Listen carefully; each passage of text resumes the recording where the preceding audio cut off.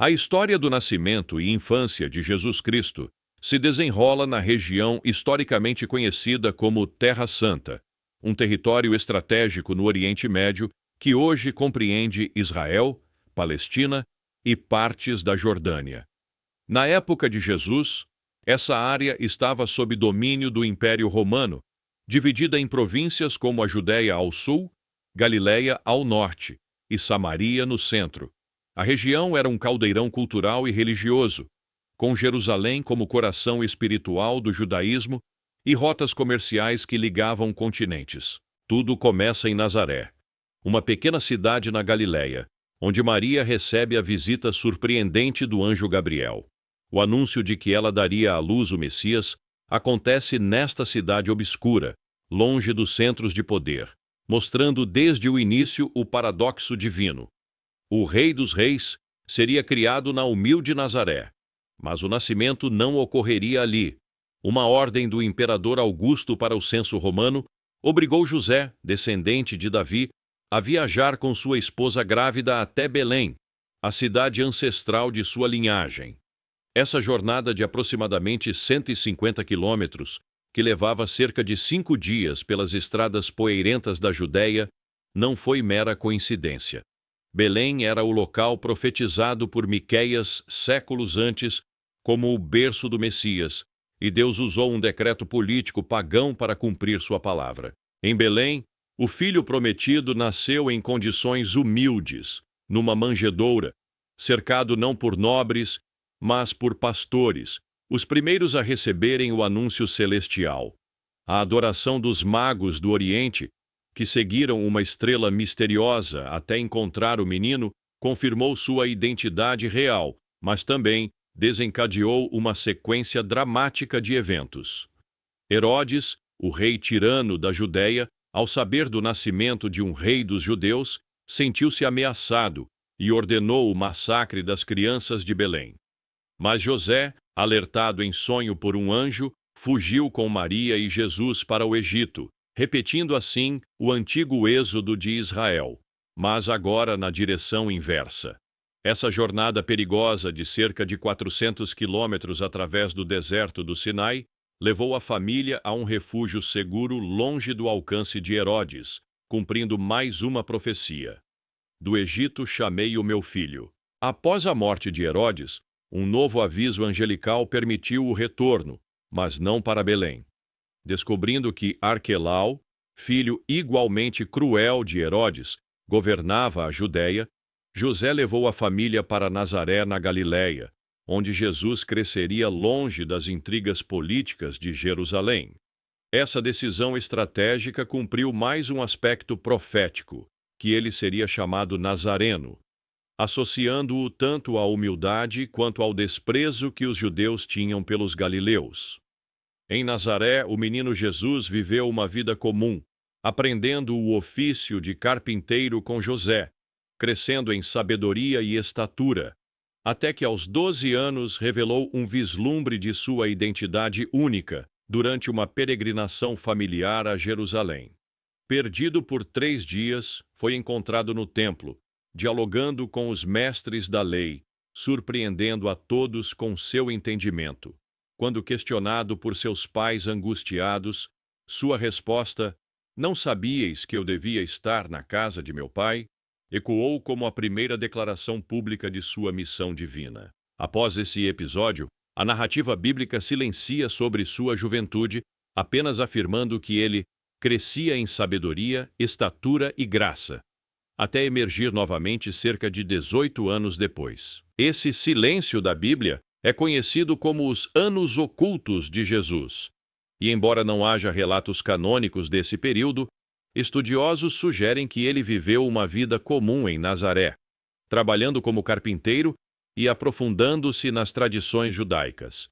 Cientificamente, é plausível que Jesus tenha se desenvolvido em um ambiente de intensa religiosidade e resistência cultural contra a dominação romana, o que moldaria seu pensamento e missão. O ressurgimento de Jesus na narrativa acontece no batismo. Portanto, a trajetória entre o templo e o Jordão não é um hiato, mas uma preparação silenciosa e deliberada. Jesus emerge do anonimato com plena consciência de sua missão, pronto para anunciar o reino de Deus. O batismo de Jesus, narrado nos evangelhos como tendo ocorrido no Rio Jordão, é associado a duas localizações principais. A primeira é Qasr al-Yahud, na Cisjordânia, próximo a Jericó, tradicionalmente venerada por cristãos ocidentais. Este local tem sido visitado por peregrinos desde o século IV e é vinculado a diversos eventos bíblicos, como a travessia do Jordão pelos israelitas. No entanto, a localização mais aceita atualmente é Al-Maktas, na Jordânia, na margem leste do rio. Reconhecida pela Unesco como Patrimônio Mundial, Al-Maktas é respaldada por evidências arqueológicas significativas, como ruínas de igrejas, piscinas batismais e inscrições cristãs dos primeiros séculos. Além disso, está alinhada com a menção bíblica de Betânia além do Jordão. João 1:28. Por isso, Al-Maktas reúne hoje o maior consenso entre estudiosos e arqueólogos como o local mais provável onde Jesus foi batizado por João Batista. Este local específico não foi escolhido por acaso. Situado na fronteira entre o mundo judaico e o território gentil, simbolizava a ponte que o ministério de Jesus estabeleceria entre estes dois mundos. O batismo de Jesus nas águas do Jordão marcou não apenas o início de seu ministério público, mas uma transição cósmica na história da redenção. As águas que haviam testemunhado a travessia de Josué agora testemunhavam a revelação do Filho de Deus, com a voz do Pai ecoando sobre as mesmas margens que haviam visto Elias ser levado ao céu. Após este momento culminante, o Espírito conduziu Jesus imediatamente para o deserto da Judéia, uma região árida e inóspita que se estendia desde as colinas de Jerusalém até as margens do Mar Morto. Este deslocamento geográfico representava muito mais do que uma simples mudança de cenário. Era uma transição para um período de provação intensa.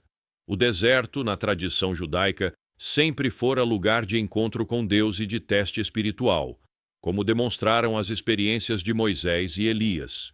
Durante 40 dias, Jesus enfrentou as tentações de Satanás em um ambiente que testava os limites da resistência humana.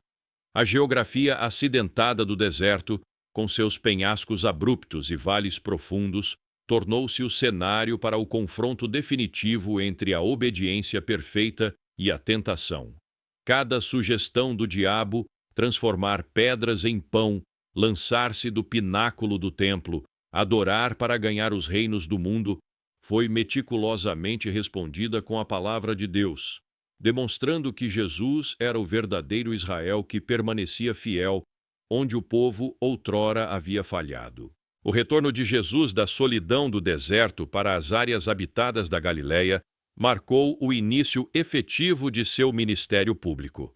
Este movimento geográfico simbolizava sua transição da preparação privada para a obra pública. Após seu batismo no Jordão e as tentações do deserto, ele retornou primeiro a Caná, onde realizou seu primeiro milagre transformando água em vinho durante uma festa de casamento. Tem mais vinho. Que tenho eu contigo? Diz o que queres que eu faça. Ainda não é chegada a minha hora. Fazei tudo aquilo quanto ele vos disser.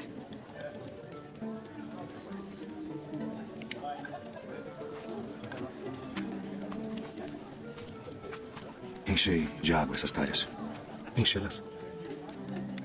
De água.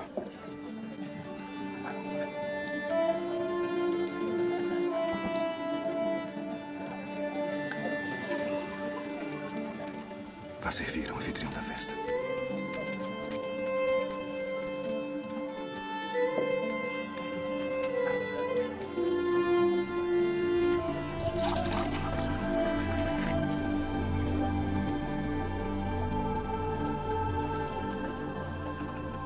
É a primeira festa de casamento na qual eu vou, onde o melhor vinho é servido no final. Este sinal inaugural, ocorrido numa pequena vila galileia, revelava já o caráter jubiloso de seu ministério.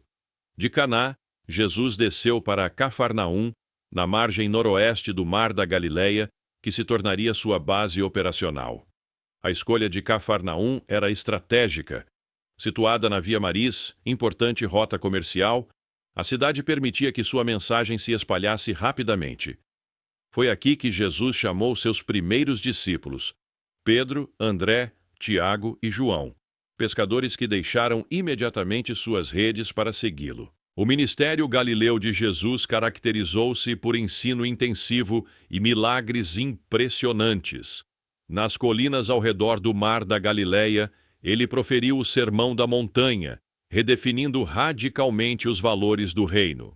Em Cafarnaum, curou a sogra de Pedro e muitos outros enfermos, incluindo um paralítico baixado através do teto. Na praia próxima, acalmou uma tempestade com uma palavra. Em Naim, ressuscitou o filho único de uma viúva, demonstrando poder sobre a própria morte. Cada milagre não era apenas um ato de compaixão, mas um sinal que autenticava sua mensagem e identidade. Contudo, Jesus não limitou seu ministério à Galileia judaica.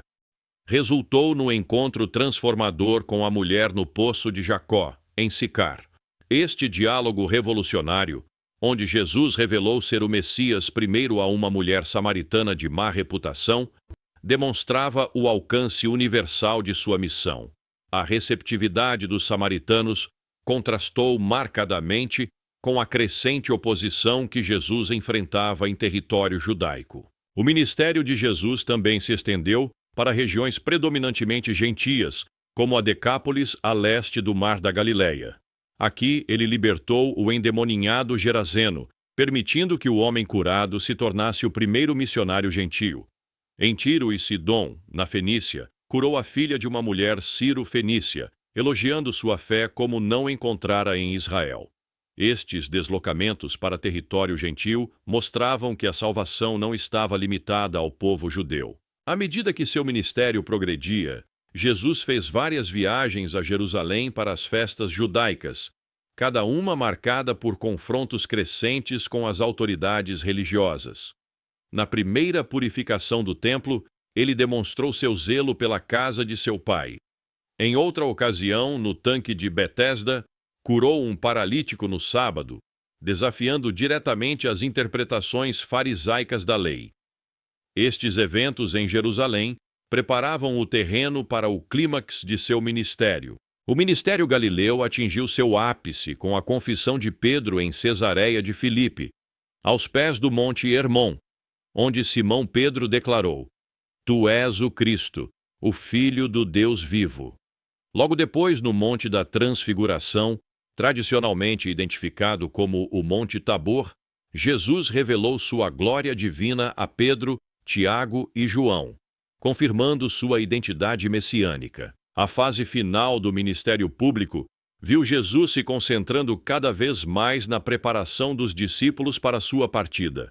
Sua decisão de ir a Jerusalém para a última Páscoa, sabendo dos perigos que o aguardavam, demonstrava seu compromisso inabalável com a vontade do Pai.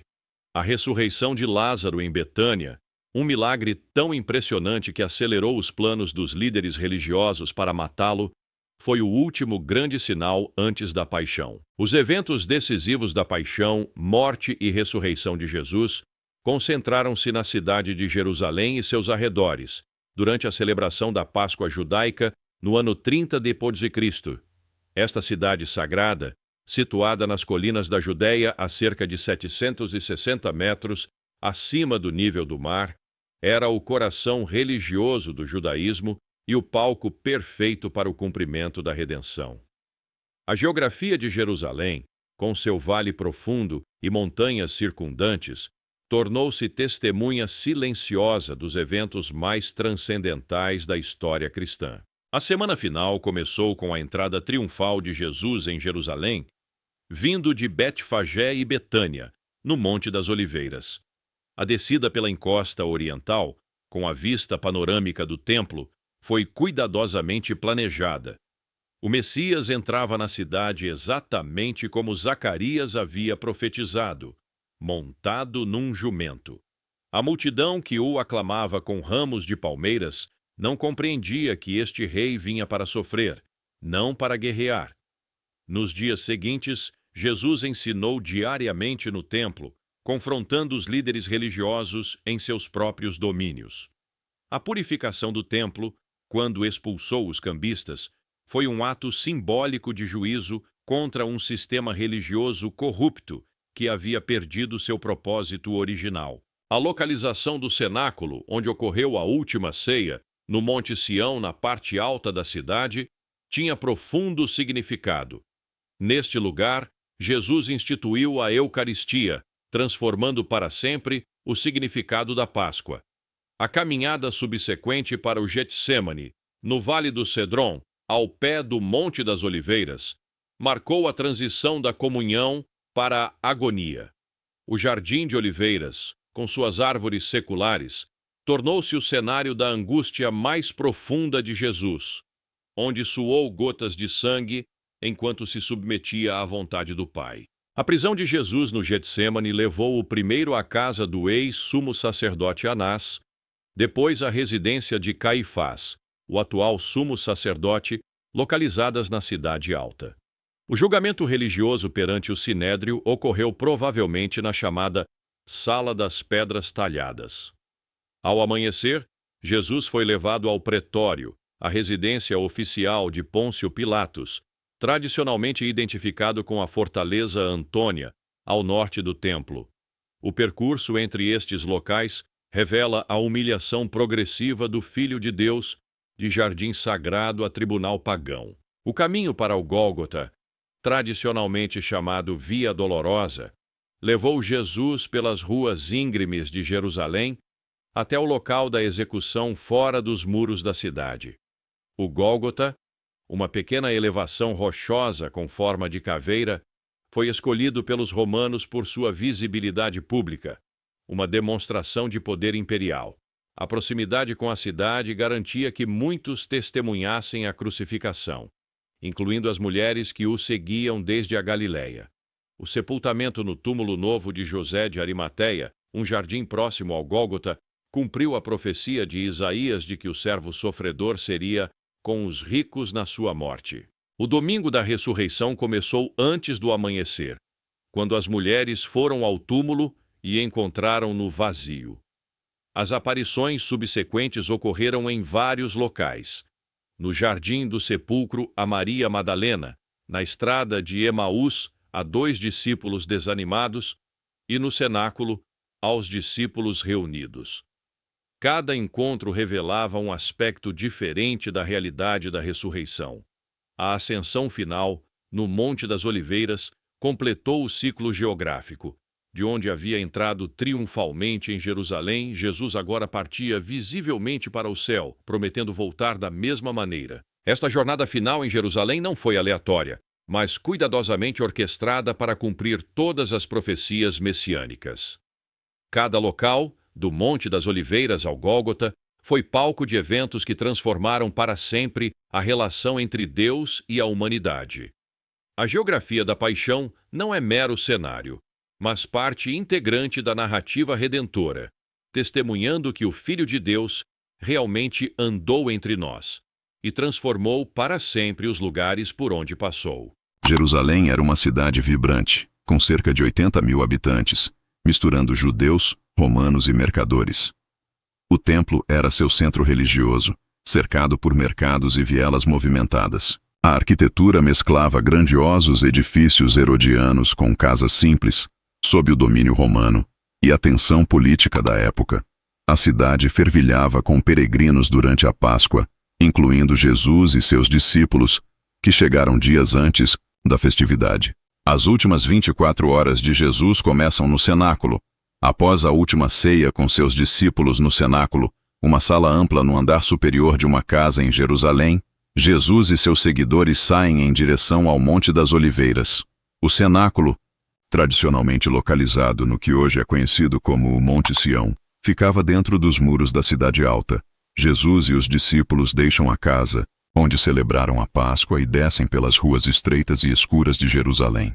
O grupo segue em direção ao Portão do Vale, ou outro acesso oriental, O jardim do Getsêmani, do aramaico Gat-Shemanim, prensa de azeite, ficava em uma propriedade privada na encosta ocidental do Monte das Oliveiras.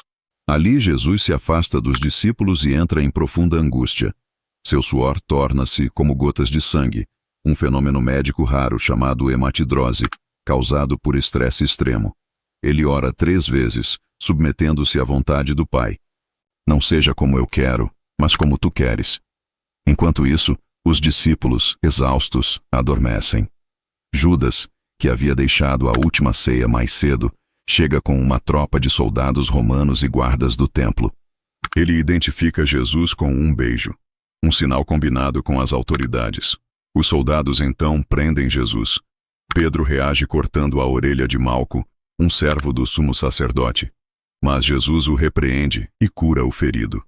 Os discípulos, assustados, fogem, cumprindo a profecia. O trajeto termina com Jesus sendo levado de volta à cidade, agora como prisioneiro, para o primeiro de seus julgamentos. Esse percurso noturno marca o início de sua paixão. Jesus, agora amarrado e sob custódia, é conduzido de volta a Jerusalém através do Vale do Cédron, aquele mesmo vale que havia atravessado horas antes em liberdade.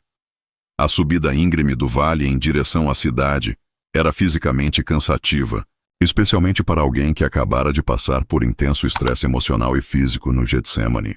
Os captores, uma mistura de guardas do templo e soldados romanos, conduziam Jesus com urgência, evitando as áreas onde peregrinos dormiam ao relento durante a Páscoa, escolhendo ruas secundárias e menos movimentadas. A casa de Anás, localizada na parte nobre da cidade, o bairro aristocrático de Jerusalém, representava o centro do poder religioso que agora se voltava contra o Messias. Ao entrar no pátio da residência de Anás, que escavações arqueológicas revelaram ser uma mansão herodiana típica com espaçosos pátios centrais, Jesus é submetido a um interrogatório preliminar enquanto, em outro lugar do mesmo complexo, Pedro enfrenta suas próprias provações, negando conhecer Jesus por 3 vezes antes do canto do galo. O interrogatório com Anás, embora informal, estabelece o padrão para os julgamentos que se seguirão. Perguntas sobre seus discípulos e ensinamentos, respostas que revelam sabedoria divina, e a violência física como resposta à verdade. Quando Jesus é finalmente enviado de Anás para Caifás para o julgamento formal, completa-se não apenas um trajeto físico de algumas centenas de metros, mas uma jornada teológica que conecta o jardim da agonia ao início do processo judicial, que levaria à cruz. Após o julgamento perante Caifás e o Sinédrio, onde Jesus foi declarado culpado de blasfêmia por afirmar ser o Filho de Deus, o dia começava a clarear sobre Jerusalém, quando os guardas do templo o conduziram pelas ruas estreitas e já movimentadas, da cidade alta em direção à imponente fortaleza Antônia, sede do poder romano na cidade. Este trajeto, embora curto em distância, representava uma transição crucial do tribunal religioso para o tribunal secular, do mundo judaico para o domínio romano, cumprindo assim a profecia de que o Messias seria rejeitado tanto por seu próprio povo quanto pelos governantes gentios. A fortaleza Antônia, construída por Herodes, o Grande, e nomeada em homenagem a Marco Antônio, Jesus chega então à fortaleza Antônia. Pilatos, despertado cedo para atender àquela demanda incomum, saiu ao encontro deles com a desconfiança característica de um administrador romano acostumado às tensões políticas da Judéia. O diálogo que se seguiu expôs as complexas camadas desse julgamento, onde acusações religiosas foram habilmente traduzidas em termos políticos para despertar o interesse de Roma, para ser interrogado por Pôncio Pilatos. Os líderes judeus, evitando entrar no pretório para não se contaminarem, acusaram Jesus de sedição. Ele se declara rei dos judeus. Pilatos, cético, questionou-o em particular. Tu és rei? Jesus respondeu: Meu reino não é deste mundo. Impressionado com sua nobreza e sem encontrar culpa, Pilatos soube que Jesus era galileu. Vendo uma chance de evitar a decisão, enviou-o a Herodes Antipas, que governava a Galiléia e estava em Jerusalém. Esta manobra política revelou o dilema de Pilatos. Reconhecia a inocência de Jesus, mas temia confrontar os acusadores. Quando Jesus foi enviado por Pilatos a Herodes Antipas, o governador da Galiléia que estava em Jerusalém, ocorreu um encontro marcado pela curiosidade mórbida e pelo desprezo. Herodes, que anos antes mandara decapitar João Batista, esperava ver Jesus realizar algum milagre espetacular para seu entretenimento. Os sacerdotes o acusavam veementemente, mas Jesus permaneceu em completo silêncio, recusando-se a responder às perguntas do tetrarca. Frustrado em suas expectativas de um espetáculo, Herodes ridicularizou Jesus, vestindo-o com um manto real em tom de escárnio antes de devolvê-lo a Pilatos. Este episódio cumpriu profeticamente o silêncio do cordeiro diante de seus tosquiadores. Isaías 53:7. A zombaria de Herodes apenas aumentou a solidão de Cristo em seu sofrimento, enquanto os antigos inimigos, Herodes e Pilatos, tornaram-se aliados momentâneos naquele dia. Lucas 23:12. Herodes devolve Jesus a Pilatos, que, pressionado, tentou mais uma vez libertá-lo. Declarou: "Não encontro nele crime algum", e propôs açoitá-lo e soltá-lo como compromisso. Mas a multidão, instigada pelos sacerdotes, gritou: "Crucifica-o!" Era costume em Jerusalém, durante a Páscoa, que o governador soltasse um prisioneiro escolhido pelo povo. Aproveitando essa tradição, Pilatos propôs libertar Jesus, esperando que a multidão o escolhesse. No entanto, os líderes religiosos incitaram o povo a pedir a liberdade de Barrabás. Após a decisão da multidão, Pilatos mandou que Jesus fosse flagelado. A flagelação romana era uma tortura severa. Jesus foi amarrado e açoitado com um flagrum, um chicote com tiras de couro, presas a pedaços de metal ao osso. Os golpes dilaceravam a pele, causando profunda dor e perda de sangue. Depois disso, os soldados decidiram zombar dele como rei dos judeus. Colocaram em Jesus uma coroa de espinhos, pressionando-a sobre sua cabeça. Essa sequência de torturas e humilhações antecedeu a crucificação e deixou Jesus extremamente debilitado antes mesmo de carregar a cruz até o Gólgota. Pilatos, temendo uma revolta, lavou as mãos simbolicamente e, contra sua consciência, entregou Jesus para a crucificação. Após ser condenado por Pilatos, Jesus iniciou seu caminho de dor até o Calvário. Carregando a pesada trave da cruz sob os ombros dilacerados pela flagelação, cada passo era um martírio. A coroa de espinhos cravava-se em sua fronte, enquanto o sangue escorria pelo rosto. A multidão que antes o aclamara agora o insultava, e os soldados romanos o empurravam impiedosamente pelas ruas de pedra de Jerusalém. Tão debilitado estava que os carrascos forçaram Simão de Cirene, um espectador casual, a carregar a cruz, gesto que se tornaria símbolo do discipulado cristão. Mulheres piedosas choravam ao longo do caminho, mas Jesus, mesmo em agonia, voltou-se para elas com palavras proféticas. Ao chegar ao Gólgota, o lugar da caveira, recusou o vinho com mirra que aliviaria a dor, escolhendo enfrentar plenamente o sacrifício. Ali, foi crucificado entre dois criminosos, cumprindo a profecia de ser contado com os transgressores. Cada prego cravado, cada insulto lançado, cada respiração agonizante fazia parte do plano divino. Mesmo na cruz, suas palavras revelaram amor e perdão. Pai, perdoa-lhes, porque não sabem o que fazem.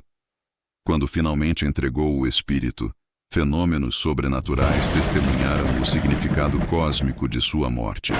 Trevas cobriram a terra. O véu do templo se rasgou, e um centurião romano, impressionado, declarou: verdadeiramente este era o Filho de Deus.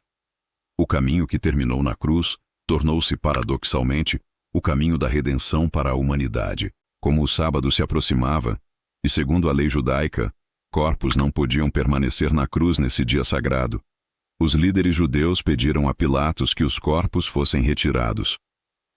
Um homem rico chamado José de Arimateia, membro do Sinédrio, que era secretamente discípulo de Jesus, foi até Pilatos e pediu o corpo. Pilatos concedeu a permissão. José comprou um lençol de linho, desceu o corpo da cruz, envolveu-o cuidadosamente e o colocou em um túmulo novo, escavado em uma rocha. Jesus foi sepultado muito próximo do local da crucificação, em um túmulo escavado na rocha, situado em um jardim nas imediações do Gólgota, conforme relatado em João. Jesus foi então enterrado ainda na sexta-feira, antes do pôr do sol. marcando o fim de um dos dias mais significativos da história cristã. Curiosidade sobre a vida e as viagens de Jesus. A vida de Jesus de Nazaré é um dos temas mais estudados e reverenciados da história.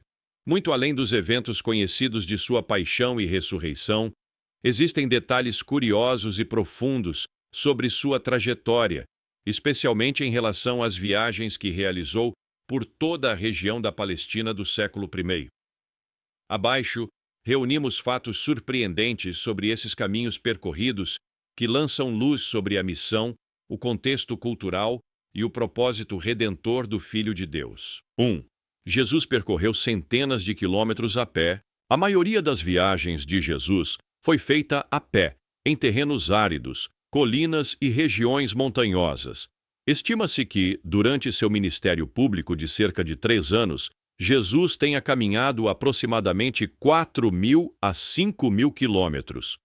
Suas viagens se concentraram principalmente na Galileia, Samaria e Judeia, mas também atravessaram regiões menos esperadas como a Fenícia, atual Líbano, e a Decápolis, uma região helenizada a leste do Rio Jordão. 2. Jesus visitou regiões gentias, ao contrário do que se poderia esperar de um mestre judeu do século I. Jesus não restringiu suas ações apenas ao território judeu. Ele passou pela região da Fenícia, onde curou a filha da mulher Ciro-Fenícia, Marcos 7, 24, 30, e também visitou a região de Gadara e da Decápolis, onde libertou um homem possesso por legiões de demônios, Marcos 5, 1, 20. Isso revela desde o início a natureza universal de sua missão. 3. Nazareno mais frequentemente em Cafarnaum. Apesar de ser chamado Jesus de Nazaré, ele fez de Cafarnaum, às margens do Mar da Galileia, a base principal de suas atividades durante o ministério público. Cafarnaum era uma vila de pescadores estratégica, com forte presença comercial e militar romana. Ali ocorreram diversos milagres, como a cura do paralítico, Marcos 2, 1, 12, e a ressurreição da filha de Jairo, Marcos 5, 21, 43. 4. Subia frequentemente a Jerusalém. Jesus subiu a Jerusalém várias vezes ao longo de sua vida, especialmente para as grandes festas judaicas como a Páscoa, o Pentecostes e a Festa dos Tabernáculos. A subida era literal e simbólica. Jerusalém está localizada a cerca de 760 metros acima do nível do mar, exigindo um percurso árduo desde a Galileia. A última subida, na Semana da Paixão, foi cuidadosamente planejada e cheia de simbolismo, culminando com sua entrada triunfal e os eventos da crucificação. 5. Jesus passou pelo deserto e o usou como lugar de revelação. Logo após seu batismo no Rio Jordão, Jesus foi conduzido pelo Espírito ao deserto da Judéia, onde permaneceu 40 dias em jejum. O deserto, com seu ambiente hostil e isolado, foi cenário de intensa tentação espiritual. Mateus 4, 1, 11. Mais tarde, buscava frequentemente lugares desérticos para orar, revelando o deserto como espaço de intimidade com o Pai. 6. Viagens missionárias com os discípulos. Com a escolha dos 12 discípulos, Jesus iniciou viagens missionárias por aldeias e cidades da Galileia. Ele costumava ir de vila em vila, pregando nas sinagogas e curando enfermos. Nessas andanças, ensinava em parábolas, realizava milagres e formava uma multidão de seguidores. Os evangelhos mostram que ele viajava tanto por rotas conhecidas quanto por caminhos considerados impróprios, como ao atravessar Samaria, uma região evitada pelos judeus da época. João 4. 7. A travessia do Mar da Galileia. Jesus e seus discípulos atravessaram diversas vezes o Mar da Galileia, também chamado de Lago de Genezaré. Em uma dessas travessias, ele acalmou a tempestade, Marcos 4, 35, 41, e em outra, andou sobre as águas, Mateus 14, 22, 33. Esses eventos fortaleceram a fé dos discípulos e revelaram o domínio de Jesus sobre a natureza. 8. Geografia como aliada na mensagem. A escolha dos lugares por onde Jesus passava não era aleatória. Por exemplo, o Sermão da Montanha, Mateus 5, 7, foi proclamado de um monte, simbolizando a autoridade divina, em paralelo com Moisés no Sinai. Em Cesareia de Filipe, aos pés do Monte Hermon, ele revelou sua identidade como o Cristo. Mateus 16, 13 e 20, em meio a uma cidade repleta de altares pagãos. Uma clara mensagem sobre o reino de Deus triunfando sobre os reinos humanos. 9. A última caminhada, Getsêmani ao Gólgota. A última viagem de Jesus foi curta em distância, mas profunda em significado. Após a última ceia no cenáculo, no Monte Sião, ele atravessou o vale do Cedron até o Getsêmani, onde orou em agonia. De lá, foi levado à casa de Caifás, ao pretório de Pilatos, e finalmente ao Gólgota, onde foi crucificado. Esse percurso, conhecido como Via Dolorosa, é hoje uma rota de peregrinação cristã. 10. Ascensão no mesmo lugar de entrada triunfal. A ascensão de Jesus, segundo Atos 1, 9, 12, ocorreu no Monte das Oliveiras, o mesmo local de onde ele entrou em Jerusalém montado em um jumentinho. Esse detalhe encerra um ciclo geográfico e teológico, da entrada messiânica à partida gloriosa, com a promessa de que voltará da mesma forma. 11. Jesus evitava lugares quando sabia que ainda não era sua hora. Mesmo sendo o Filho de Deus, Jesus demonstrava pleno discernimento sobre o tempo de cada etapa de sua missão.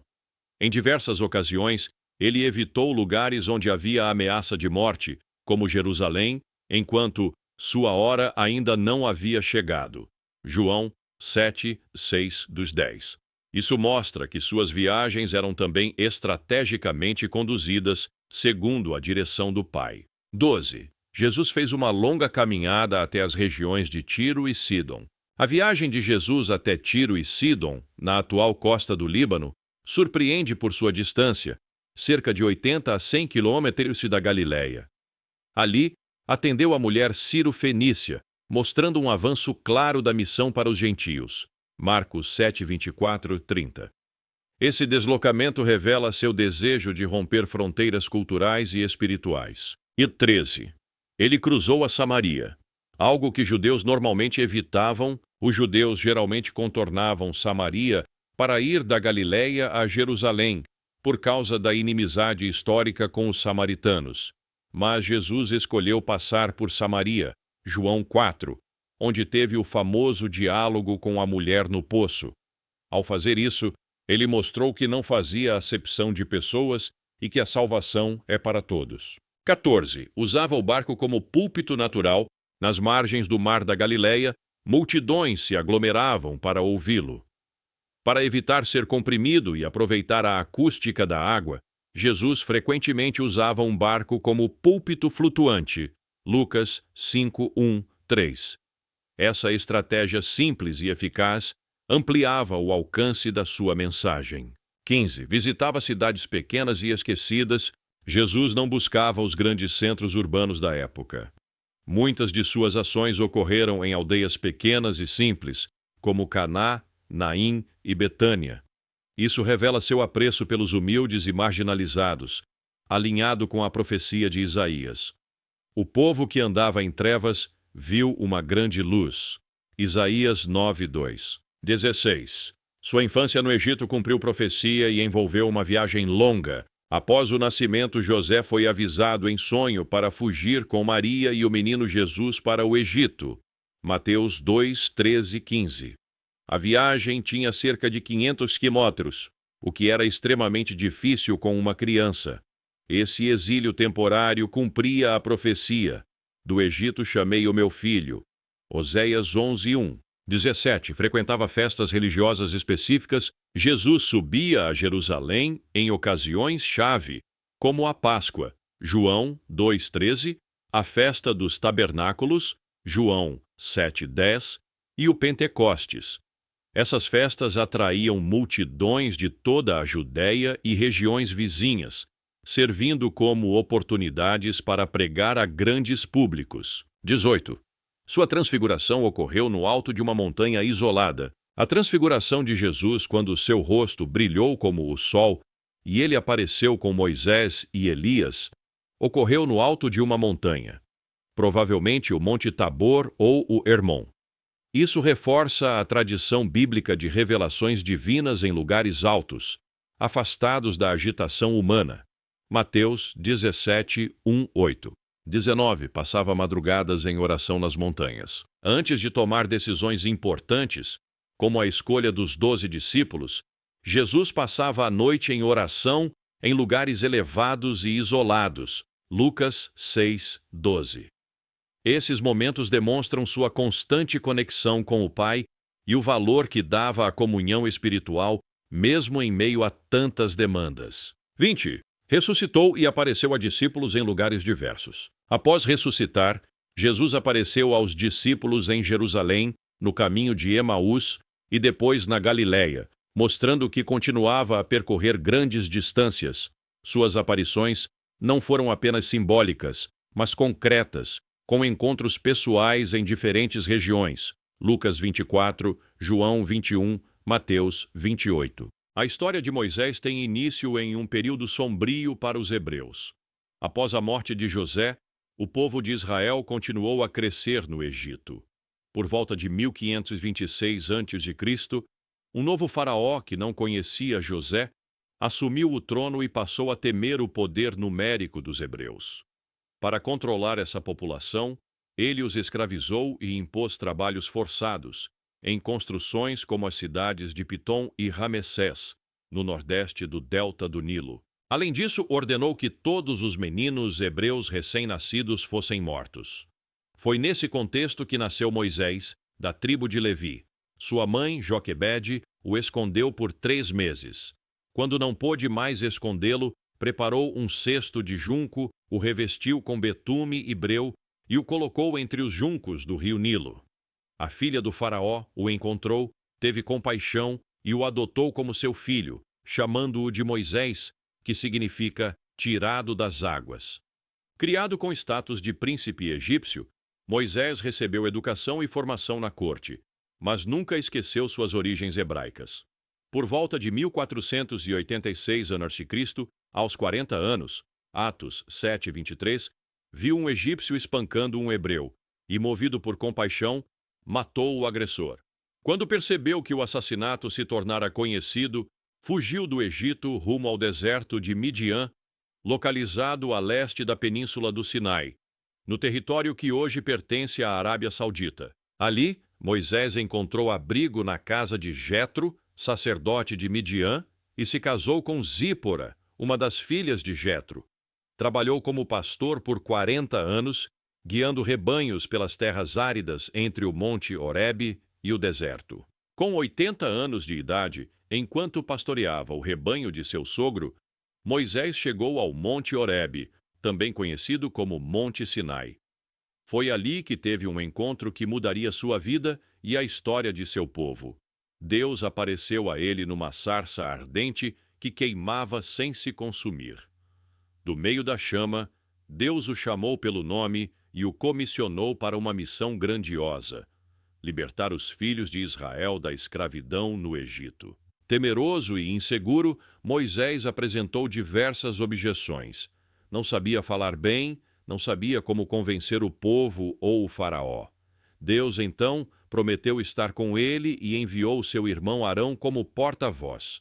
Como sinal de sua autoridade divina, Deus deu a Moisés o poder de realizar milagres, como transformar sua vara em serpente e tornar sua mão leprosa e depois curada. Moisés então deixou Midian com sua família e retornou ao Egito.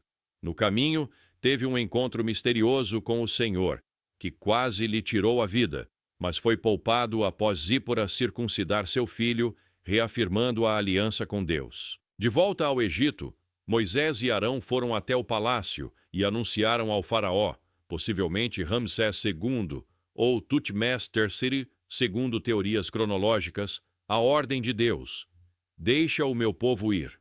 O faraó se recusou e, em vez disso, tornou o trabalho dos hebreus ainda mais pesado. O povo se voltou contra Moisés, mas Deus renovou sua promessa de libertação.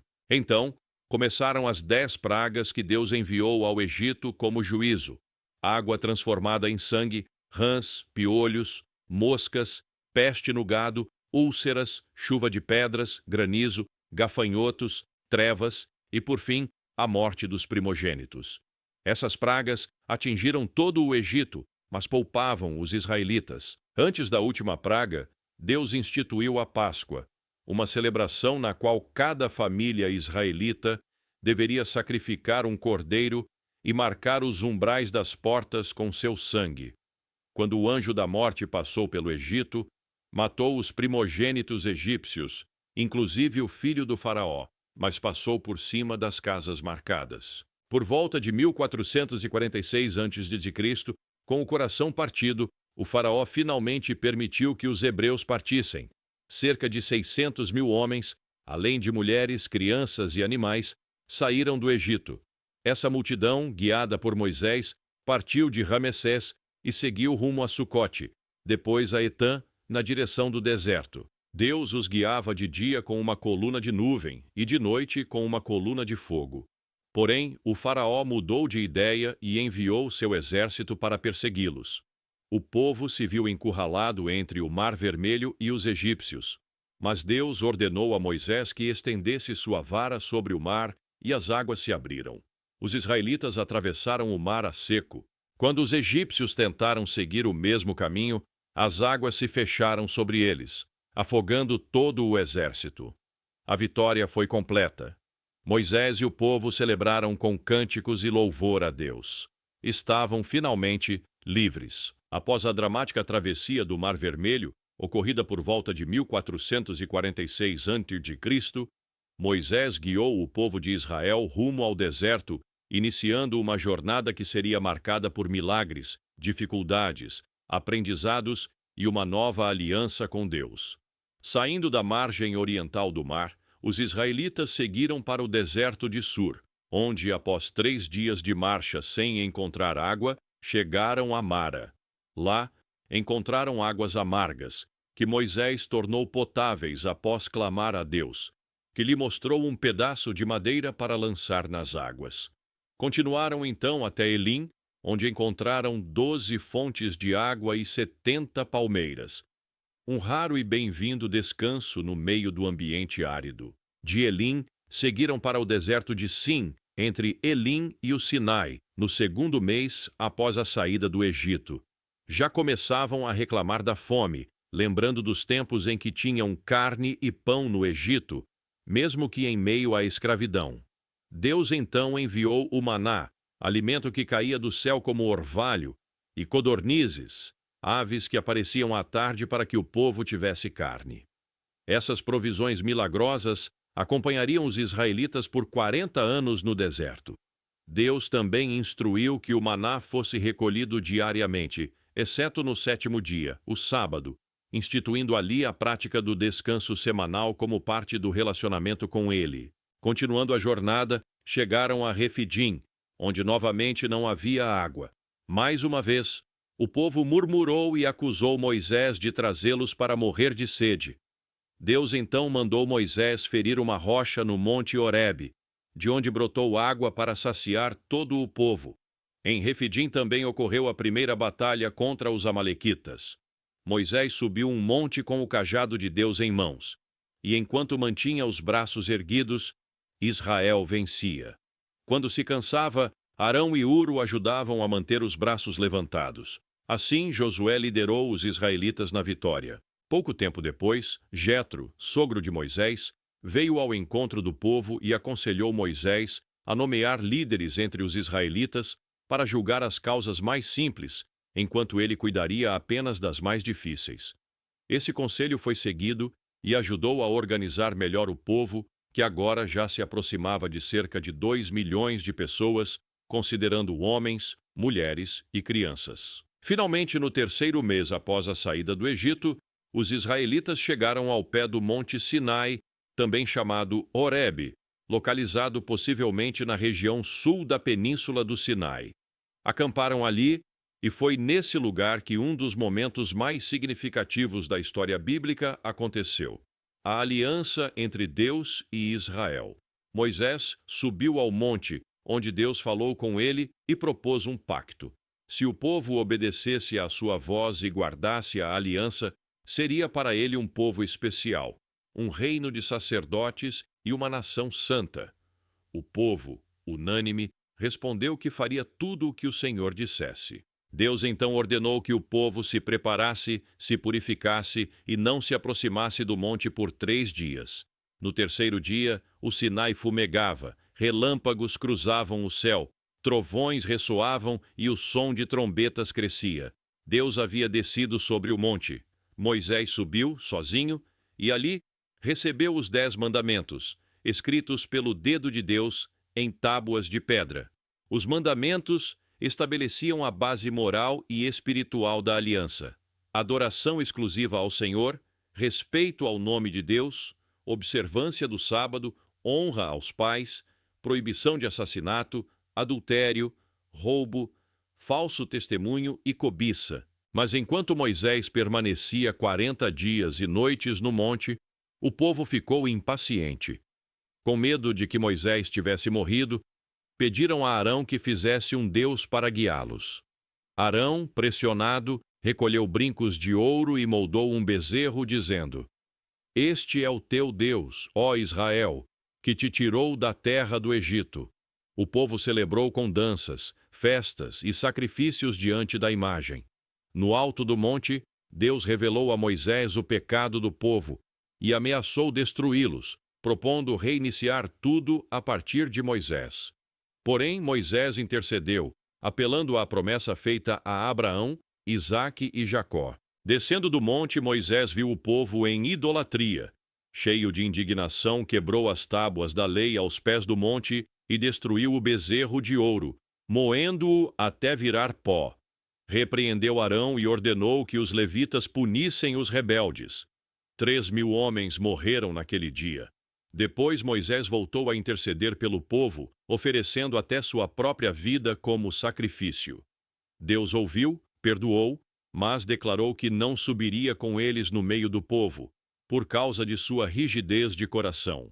Moisés então armou uma tenda fora do acampamento para buscar a Deus, e ali falava com o Senhor como um homem fala com seu amigo.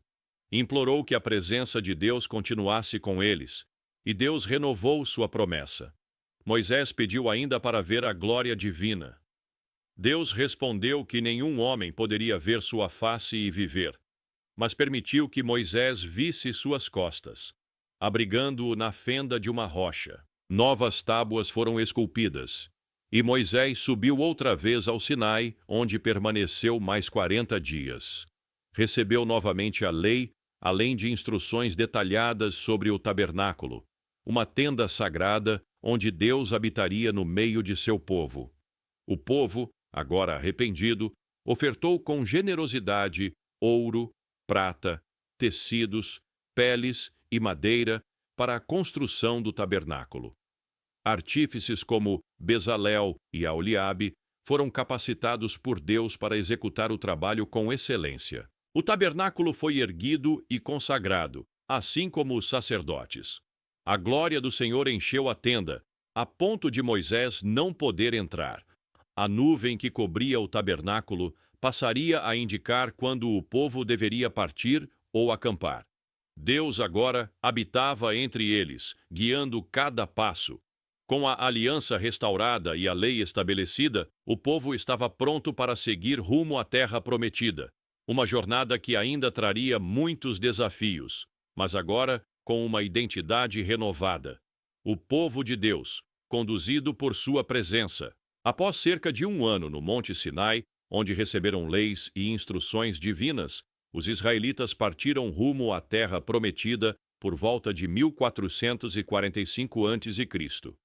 Nesse período, o tabernáculo foi erguido, a aliança com Deus renovada e os levitas separados para o serviço sacerdotal. Um censo contou cerca de 603.550 homens em idade militar, sugerindo uma população superior a 2 milhões. Saindo do Sinai, a jornada seguiu até Cádiz Barneia, no deserto de Parã, ao sul de Canaã.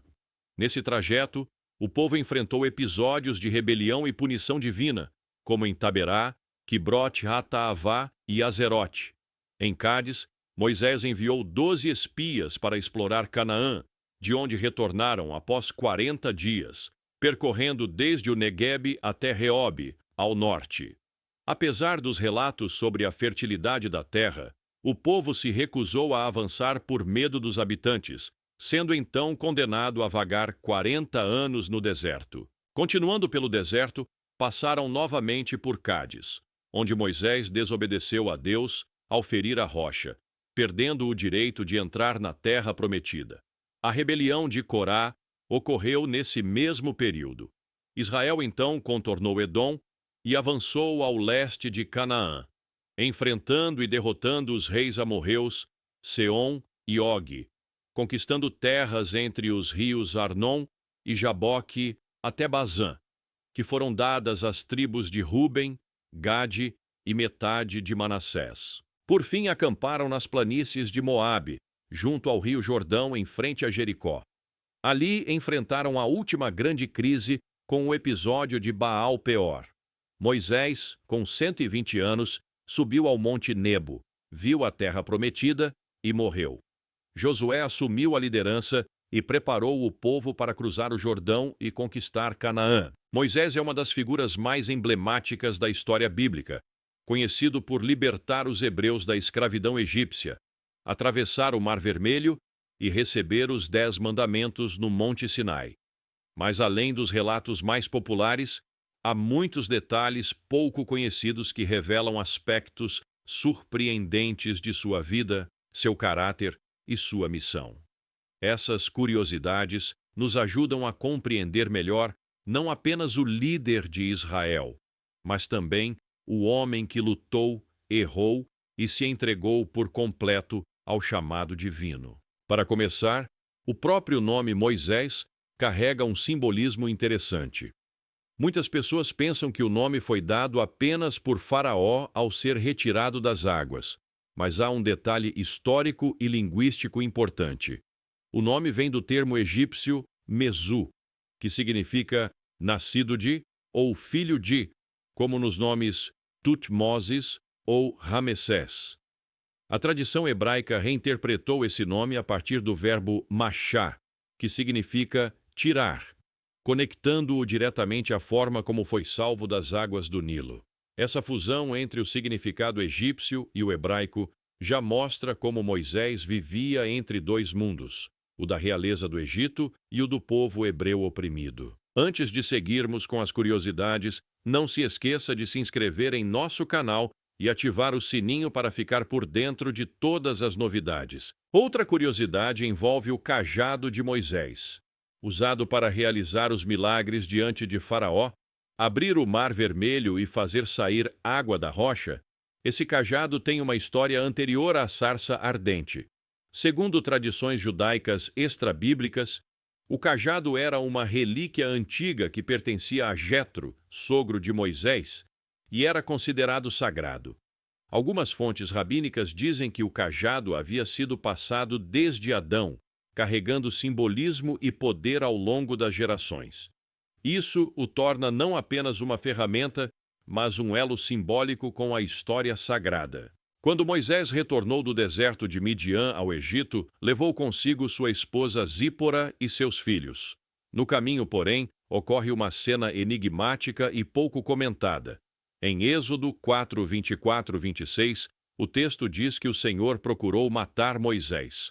O motivo não é claramente explicado, mas o contexto sugere que seu filho ainda não havia sido circuncidado, quebrando a aliança que Deus havia estabelecido com Abraão. Zípora, então, realiza a circuncisão às pressas e, em um gesto dramático, toca os pés de Moisés com o prepúcio da criança, aplacando a ira divina.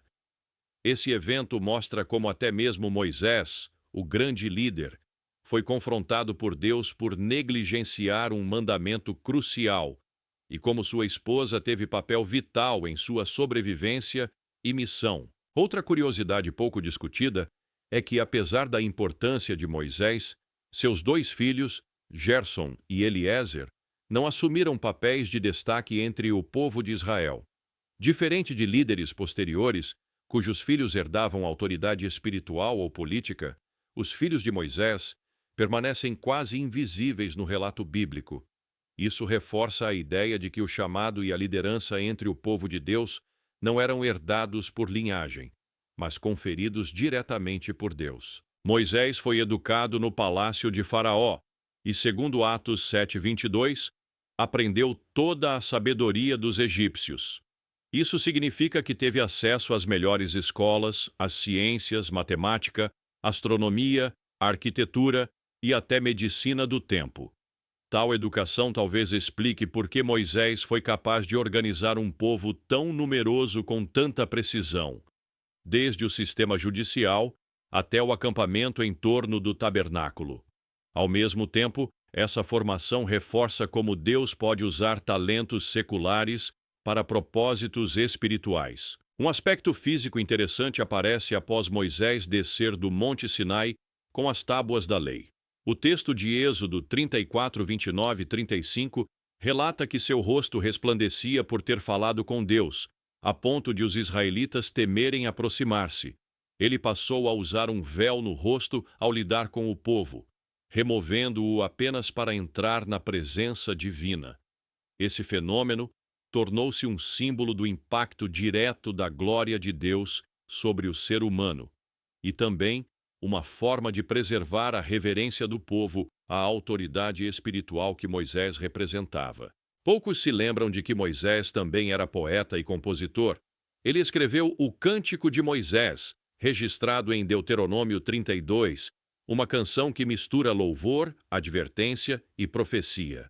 O cântico era uma forma de memorizar a aliança e alertar o povo contra a desobediência, servindo como um testemunho eterno da fidelidade divina e da necessidade de se manter firme na aliança. Um detalhe surpreendente aparece no Novo Testamento, em Judas 1:9, onde é mencionado que o arcanjo Miguel disputou com o diabo o corpo de Moisés após sua morte. Não há muitos detalhes sobre esse evento, mas ele foi preservado na tradição judaica e aparece brevemente nesse livro. Essa cena misteriosa reforça a singularidade da morte de Moisés, que foi sepultado pelo próprio Deus em local desconhecido.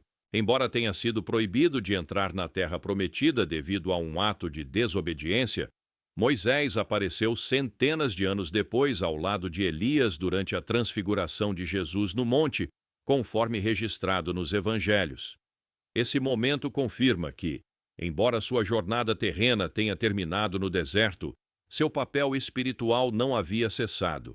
Ele continua sendo um símbolo de mediação, lei e revelação divina. Por fim, Moisés é descrito em Números 12:3 como o homem mais manso da terra. Isso é notável, considerando que liderava uma nação rebelde e, em muitos momentos, expressava ira ou frustração. Mas a mansidão bíblica não é fraqueza, e sim domínio próprio e dependência de Deus. Moisés intercedia constantemente pelo povo, mesmo após rebeliões graves, mostrando um coração de pastor que espelhava a paciência divina. A história de Abraão atravessa territórios que moldaram a civilização antiga, desde as planícies férteis da Mesopotâmia, onde hoje se localizam partes do Iraque, até as montanhas da Turquia, os desertos da Síria e o sul da atual Jordânia, alcançando finalmente a terra de Canaã, que corresponde a regiões de Israel e Palestina. No coração da antiga Mesopotâmia, há quase 4.000 anos, florescia uma das cidades mais avançadas do mundo antigo, Ur dos Caldeus.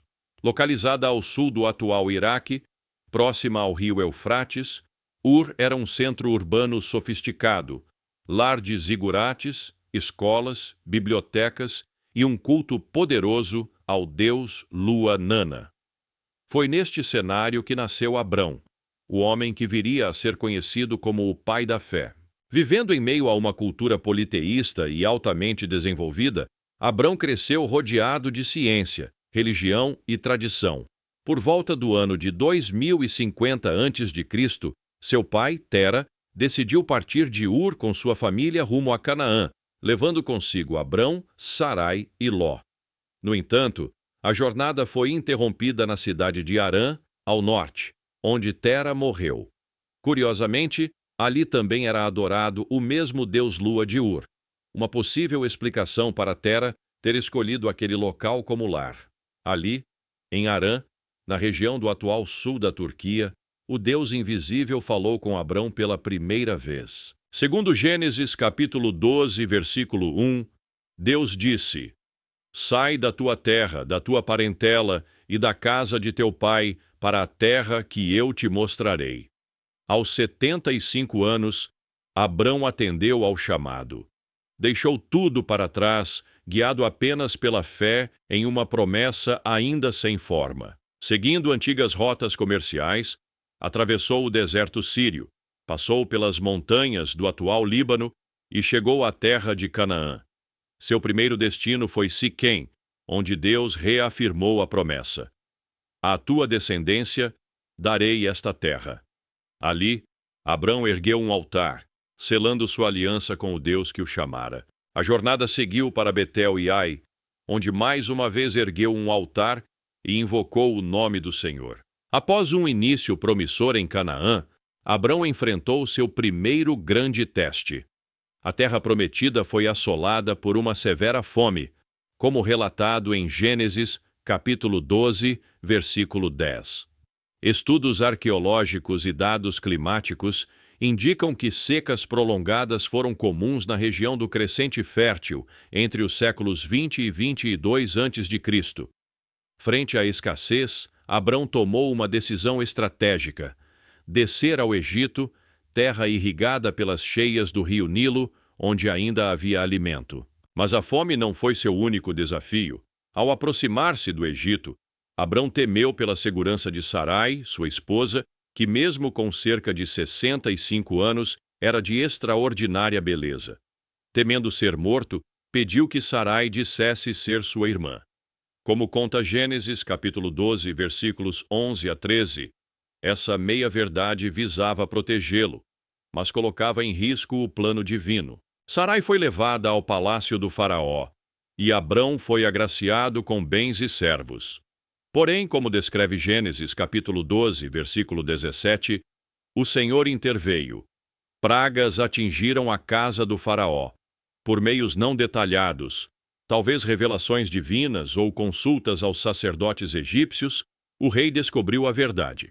Repreendeu Abrão e ordenou que deixasse o Egito, levando tudo o que havia recebido. Abrão retornou ao sul de Canaã. Conforme Gênesis, capítulo 13, versículo 1, ele subiu do Egito com Sarai, Ló e todos os seus bens. Mas esse retorno não era triunfante. Era silencioso, reflexivo, marcado por aprendizados. Agora, rico em gado, prata e ouro, como narra Gênesis capítulo 13, versículo 2, Abrão não se deixou tomar pelo orgulho. Ao chegar novamente entre Betel e Ai, onde outrora erguera um altar, ele orou. Era um recomeço espiritual. Um homem diante de Deus, voltando ao centro da promessa. No entanto, a abundância trouxe tensão. Os rebanhos de Abrão e Ló eram tantos que os pastores começaram a brigar. Como a terra não comportava os dois, Abrão tomou a iniciativa de paz. Em Gênesis, capítulo 13, versículo 9, propôs a separação amigável. Se fores para a esquerda, irei para a direita. Foi um gesto de humildade e confiança em Deus. Ló então escolheu com os olhos.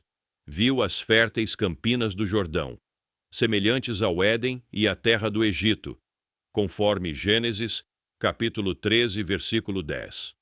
Porém, ali estavam Sodoma e Gomorra, cidades de perversidade. Abrão, por outro lado, ficou com as colinas secas, mas sua escolha foi feita pela fé. E foi após esse gesto de confiança silenciosa que Deus renovou sua promessa. Gênesis, capítulo 13, versículos 14 a 17, registra: Toda esta terra que vês darei a ti e à tua descendência para sempre. E acrescentou que sua descendência seria como o pó da terra. Ele seguiu para Hebrom, nos carvalhais de Manre, região elevada e fértil da atual Cisjordânia, e ali ergueu mais um altar. As colinas de Canaã estavam em silêncio quando chegou a notícia. Ló fora levado cativo por uma coalizão de reis do Oriente. Quedorlaomer, rei de Elão, ao lado de Tidal, Anrafel e Arioque, marchou com fúria sobre os vales do Jordão. Era mais que um conflito local. Foi uma guerra internacional em escala antiga, descrita em Gênesis, capítulo 14. Esses reis vinham de terras distantes, como Elão, atual sudoeste do Irã, e Sinar, a antiga Suméria. A campanha foi calculada e implacável, ocorrida por volta de 1980 a.C. Ao saber do ocorrido, Abrão não hesitou. Homem de paz, revelou-se guerreiro. Reuniu 318 servos nascidos em sua casa e partiu em perseguição até Dan. Dividiu seus homens à noite e atacou com astúcia, vencendo reis poderosos e libertando os cativos. Um feito assombroso para um patriarca nômade. Ao retornar, foi recebido por dois personagens: o rei de Sodoma e Melquisedeque, rei de Salém e sacerdote do Deus Altíssimo. Melquisedeque trouxe pão e vinho e abençoou Abrão. Em resposta, o patriarca lhe deu o dízimo, o primeiro mencionado na Bíblia, um ato de honra e devoção. Séculos depois, o autor de Hebreus veria em Melquisedeque uma figura de Cristo, eterno sacerdote de justiça e paz. Abrão recusou os bens oferecidos pelo rei de Sodoma, dizendo: "Nada tomarei, para que não digas, eu enriqueci a Abrão." Sua confiança estava em Deus, não em alianças humanas. O vento soprava suave sobre as colinas de Canaã quando Abrão, já idoso e com o coração cheio de perguntas, ergueu os olhos para o céu. A promessa permanecia, mas o filho ainda não havia vindo. Não tenha medo, Abrão. Eu sou o seu escudo e o seu grandíssimo galardão.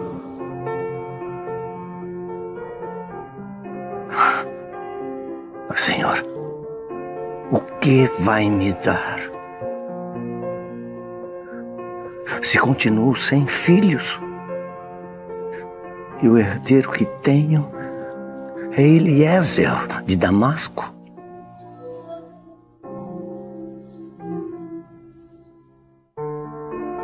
O Senhor não me deu filhos, e um dos servos da minha casa é que será o meu herdeiro. Não, Abrão. Seu herdeiro não será esse, mas o seu filho. Vem, sai de sua tenda, que quero te mostrar uma coisa.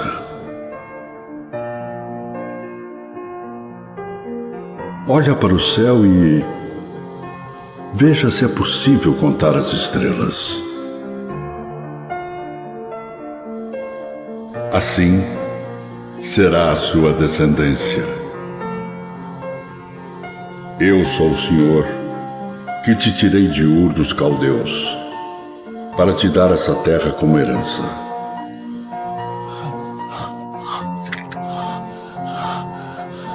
Oh, meu Senhor, meu Senhor, como posso saber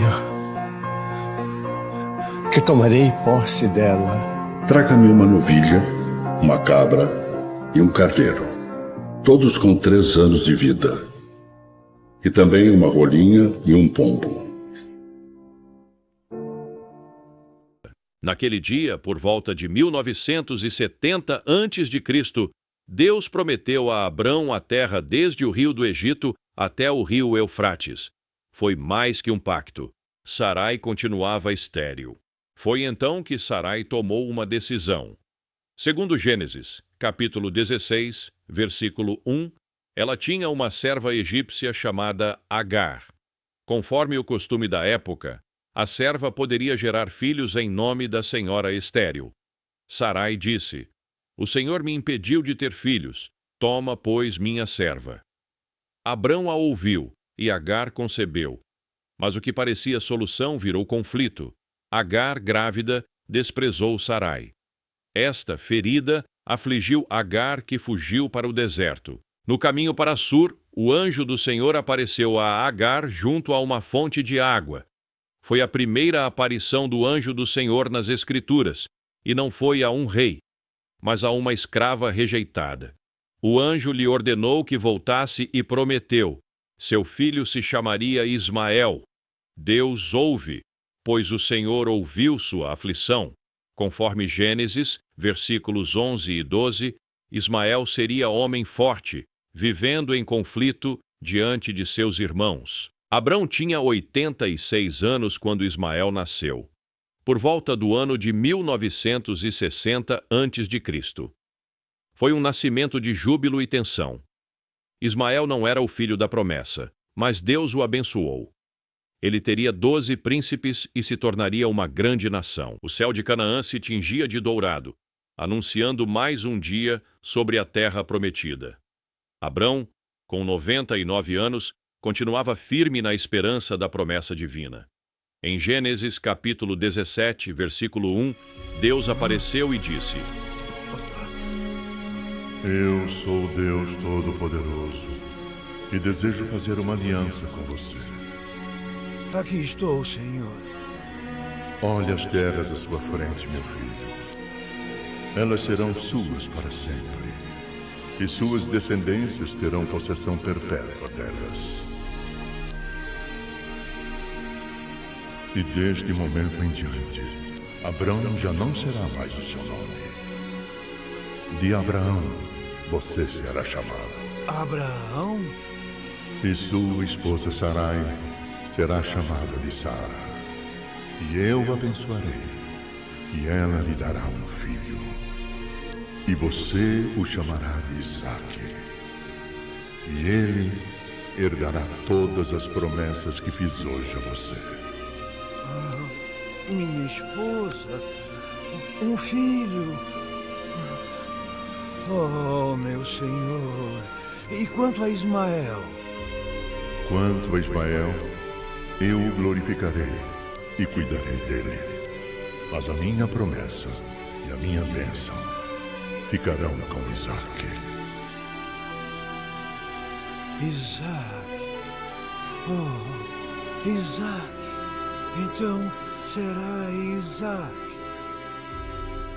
Deus reafirmou a aliança com Abrão, prometendo-lhe que seria pai de uma multidão de povos.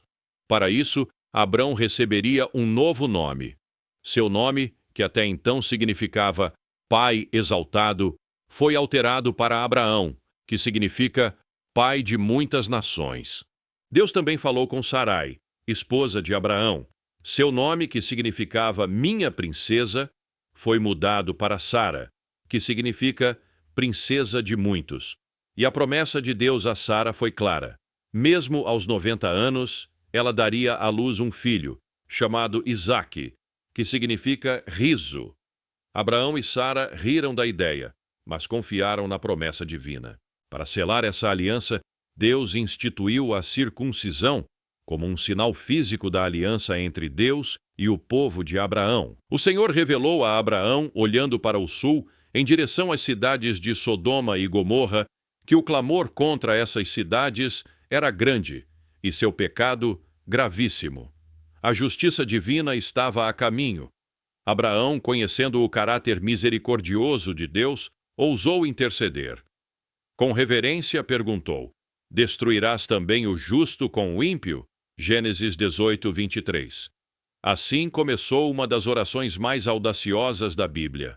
Um homem argumentando com Deus em favor de vidas humanas. Abraão intercedeu até que Deus prometesse poupar a cidade se ali houvesse apenas 10 justos. Ainda que o nome de Ló não tenha sido mencionado nessa conversa, é evidente que Abraão pensava em seu sobrinho, que morava em Sodoma com sua família. Deus ouviu. E mesmo que nem 10 justos fossem encontrados, a compaixão do Senhor se manifestou. No capítulo 19, os 2 anjos chegaram a Sodoma ao anoitecer. Foram recebidos por Ló, que insistiu para que pernoitassem em sua casa. Durante a noite, os homens da cidade cercaram a residência, revelando a completa degradação moral daquele povo. Foi então que os anjos intervieram, protegendo Ló e cegando os agressores. Eles ordenaram que Ló saísse com sua família imediatamente, pois o juízo divino não tardaria. Vocês devem ir embora. A cidade está sendo punida.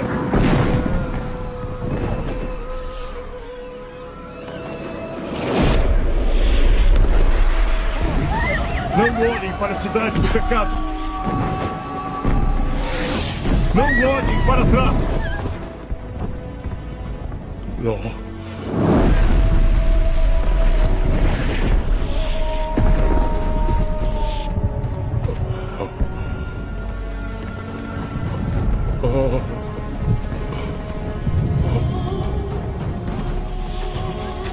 Não olhem para trás!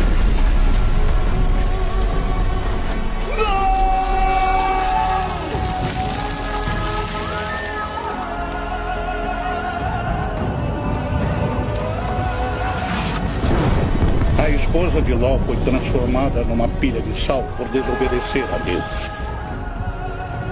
Ló e suas filhas fugiram para as montanhas para nunca mais verem Abraão. O silêncio das promessas foi rompido numa manhã que mudou o destino da humanidade. Depois de décadas de espera e dúvidas, Sara concebeu. O milagre aconteceu no deserto de Canaã, onde nasceu o menino prometido, Isaque, não em um palácio, mas no acampamento de um homem de 100 anos. Está escrito em Gênesis capítulo 21. E visitou o Senhor a Sara, como tinha dito, e fez o Senhor a Sara como tinha falado. Abraão tinha 100 anos e Sara cerca de 90.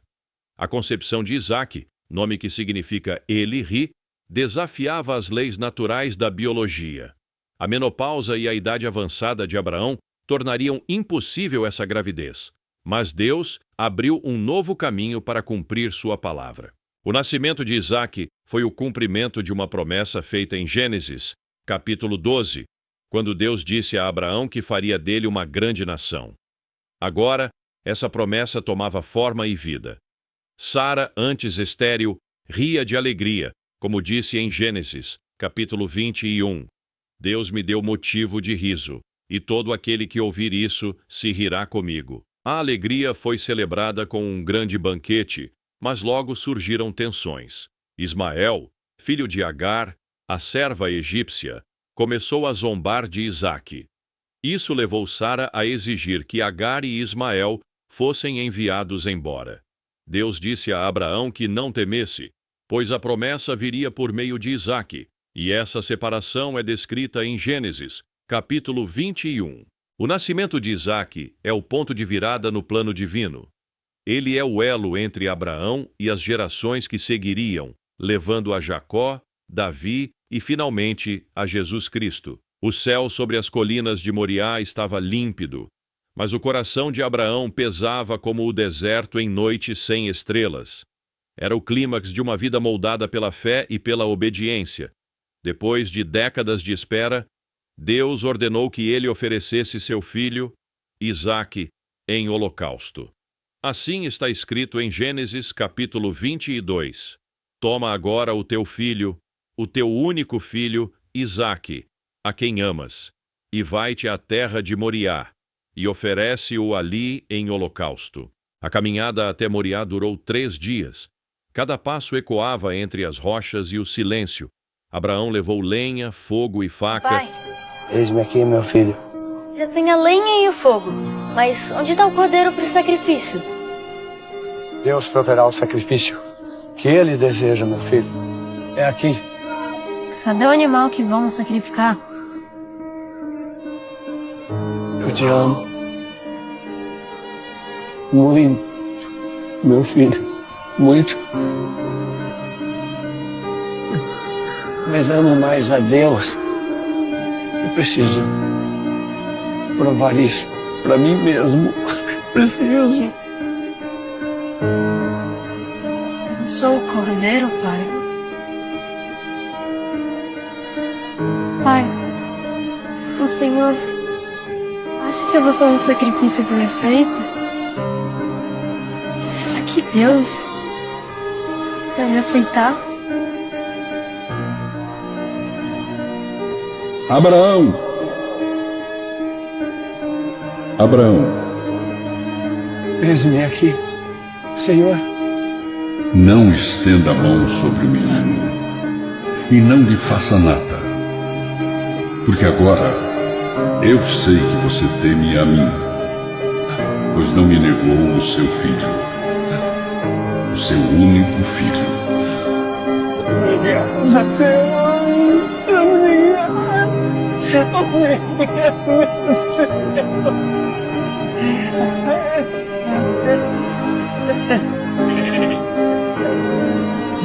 Olha, filho, o carneiro pro sacrifício.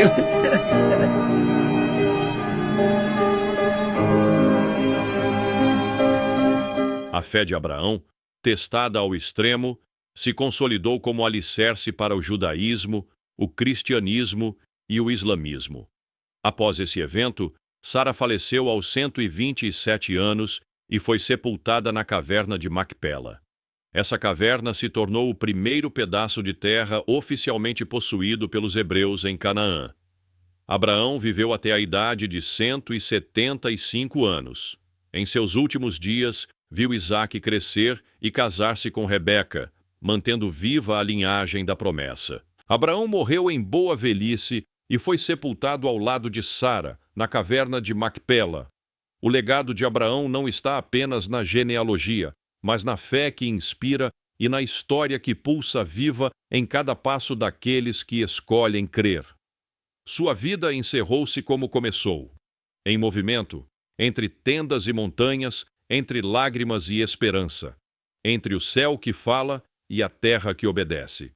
E sua voz ainda ecoa: o Senhor proverá. Agora que você acompanhou a incrível trajetória de Abraão pelos mapas, desde Ur dos Caldeus até a Terra Prometida, que tal mergulhar ainda mais fundo nessa história? Separamos 9 curiosidades fascinantes sobre a vida de Abraão que talvez você nunca tenha ouvido falar. São detalhes que ajudam a entender melhor quem ele foi, como viveu e por que sua jornada continua tão impactante até hoje. Curiosidade 1. Família entrelaçada. Laços de sangue e tradição. No clã de Abraão, a família de Abraão é um exemplo notável de como, nas antigas culturas do Oriente Médio, os laços familiares desempenhavam um papel essencial na preservação da linhagem, herança e identidade do grupo. Abraão, originalmente chamado Abrão, era filho de Terá, um homem natural de Ur dos Caldeus. Terá teve 3 filhos, Abrão, Naor e Harã. A Bíblia não dá muitos detalhes sobre a mãe deles, mas a estrutura familiar revela muito sobre os costumes da época.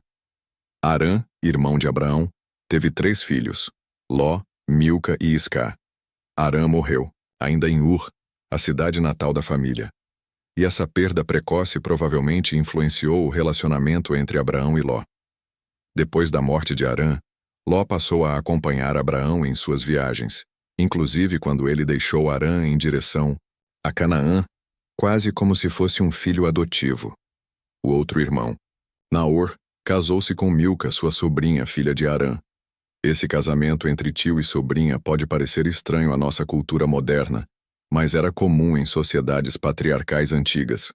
Nesses contextos, casamentos dentro da própria família eram vistos como uma forma de preservar a pureza da linhagem, manter propriedades dentro do clã e fortalecer alianças internas. Além disso, em um tempo sem registros civis formais, a confiança e o conhecimento entre as famílias eram fatores determinantes na escolha de um cônjuge.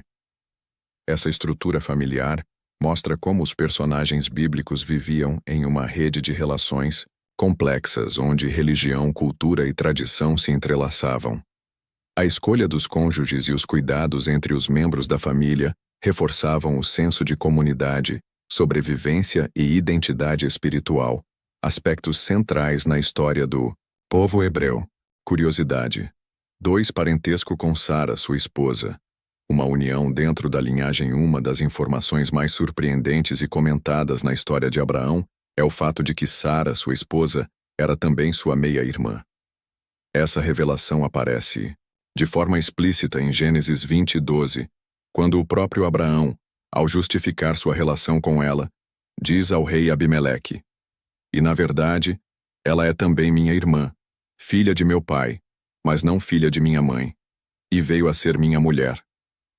De acordo com esse versículo, ambos tinham o mesmo pai, Terá, mas mães diferentes. Essa união, embora hoje seja vista como um tabu em muitas culturas, era social e legalmente aceitável em várias sociedades antigas, especialmente nas culturas patriarcais do Antigo Oriente Médio. O objetivo era manter a herança dentro da família, reforçar alianças entre membros do mesmo clã e, em muitos casos, proteger a linhagem de influências externas ou alianças políticas indesejadas. Além disso, Sara era mais do que apenas esposa. Ela foi companheira de fé e parte ativa da jornada espiritual de Abraão.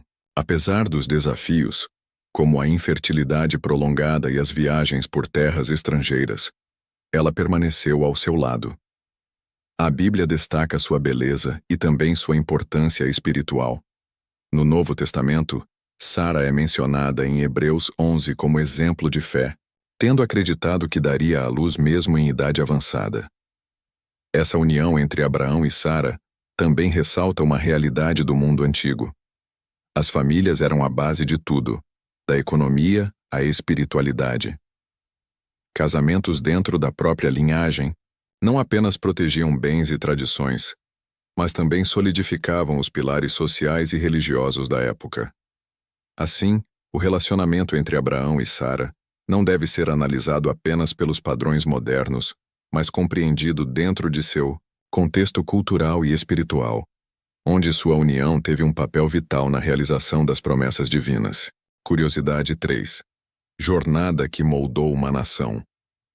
O caminho da fé e identidade. A trajetória de Abraão não foi apenas uma sequência de deslocamentos geográficos. Foi uma jornada espiritual profunda, marcada por obediência, confiança e renúncia.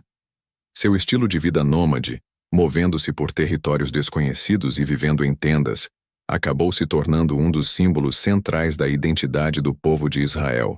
Abraão foi chamado por Deus a sair de sua terra natal, Ur dos Caldeus, para uma terra que lhe seria mostrada.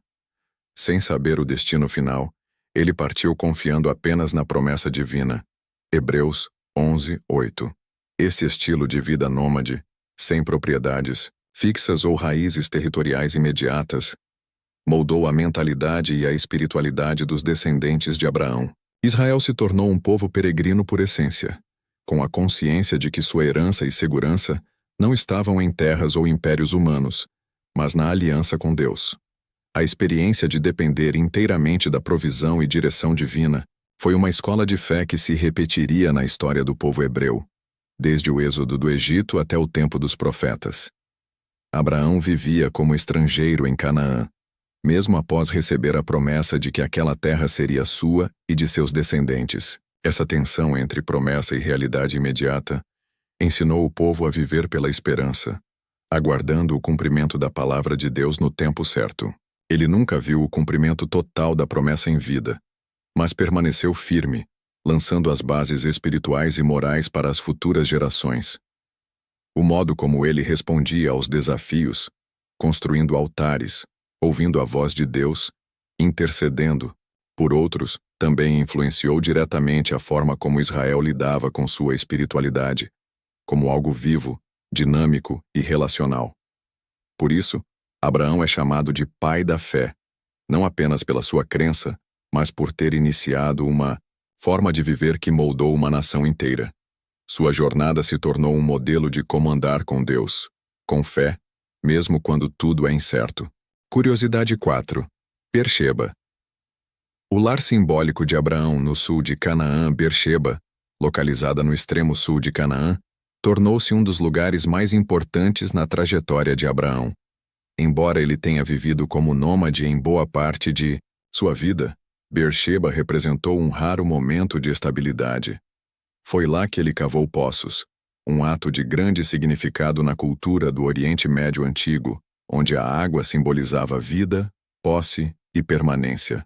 Poços eram disputados com intensidade, pois garantiam a sobrevivência de famílias, rebanhos e comunidades. Em Gênesis 21, após um acordo de paz com Abimeleque, rei de Gerar, Abraão estabeleceu residência em Beersheba. Como sinal da aliança firmada, o local recebeu o nome de Beersheva, que pode ser traduzido como Poço do Juramento ou Poço das Sete, referindo-se às 7 cordeiras oferecidas como testemunho.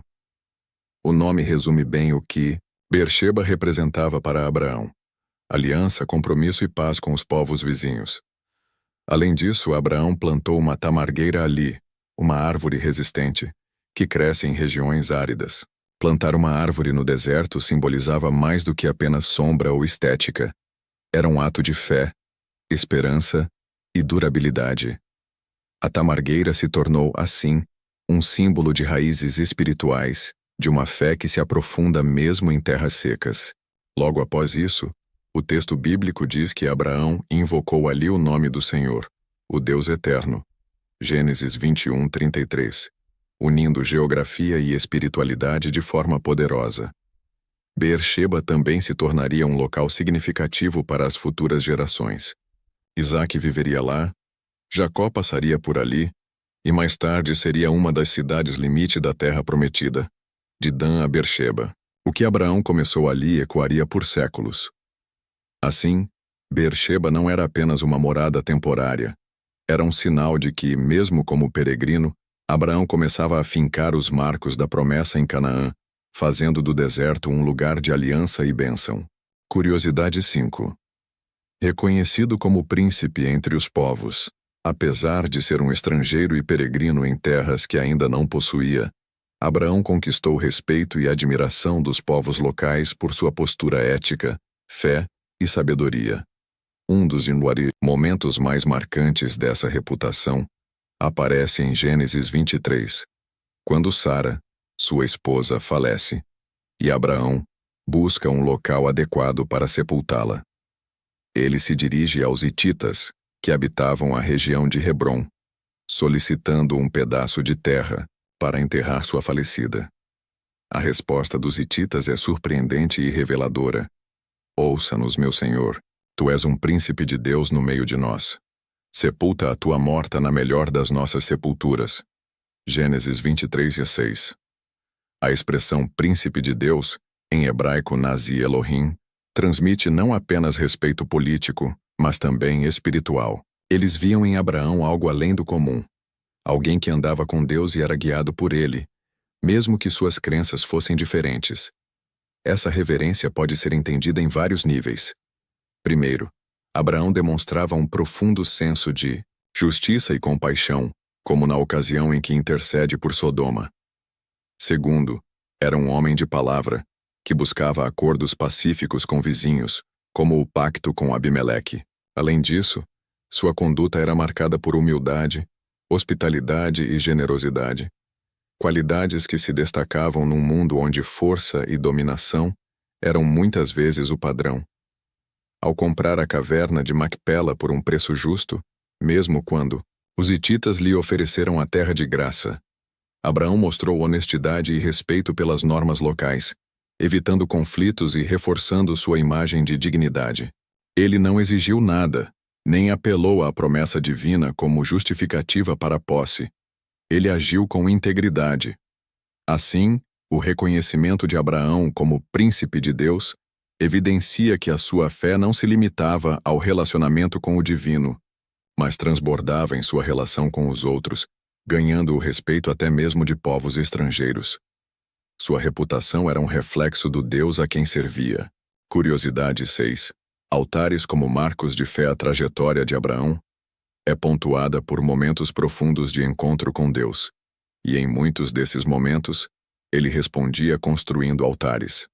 Esses altares não eram apenas estruturas físicas feitas de pedras empilhadas, eram marcos espirituais, símbolos visíveis de experiências invisíveis. Eles representavam compromisso, fé, consagração, gratidão e, sobretudo, a presença de Deus em sua caminhada. O primeiro altar mencionado na vida de Abraão aparece em Gênesis 12:7, quando ele chega a Siquém, em Canaã, e o Senhor lhe aparece dizendo: "À tua descendência darei esta terra."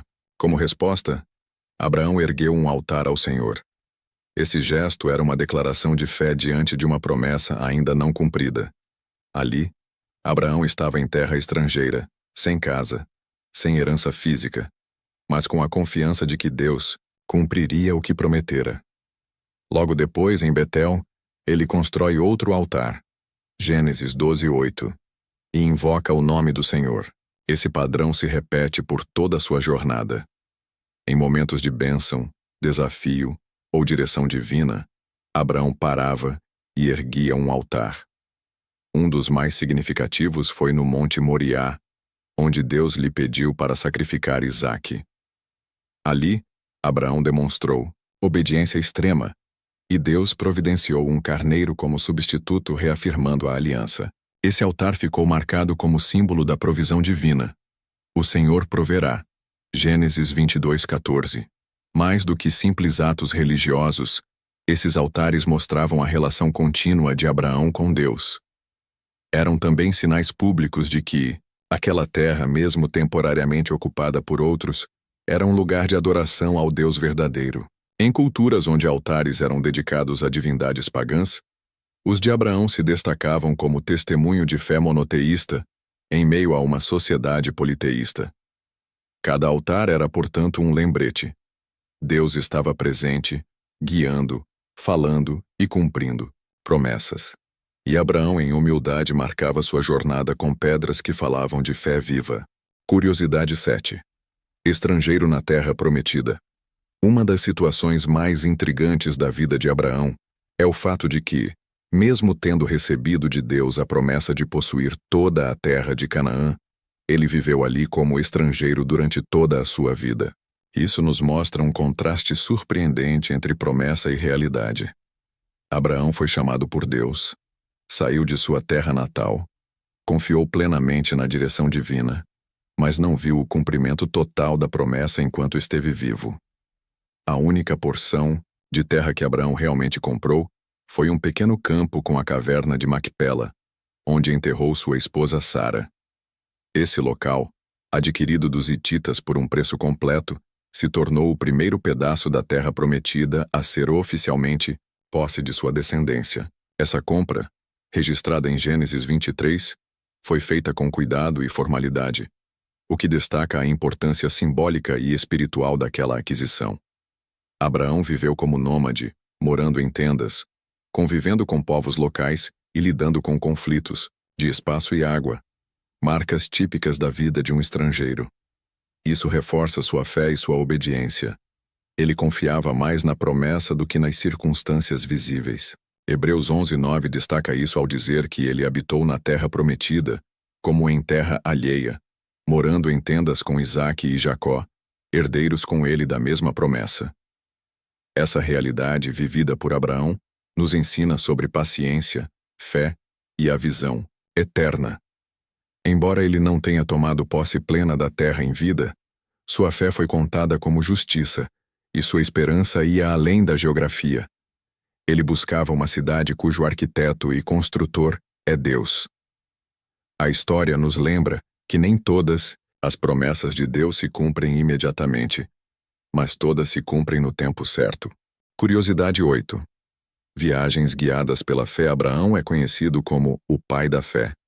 E uma das demonstrações mais impressionantes dessa fé foi sua disposição em obedecer à voz de Deus e partir de Harã sem saber para onde estava indo. Conforme registrado em Hebreus 11:8, pela fé Abraão, quando chamado, obedeceu e dirigiu-se a um lugar que mais tarde receberia como herança, embora não soubesse para onde estava indo.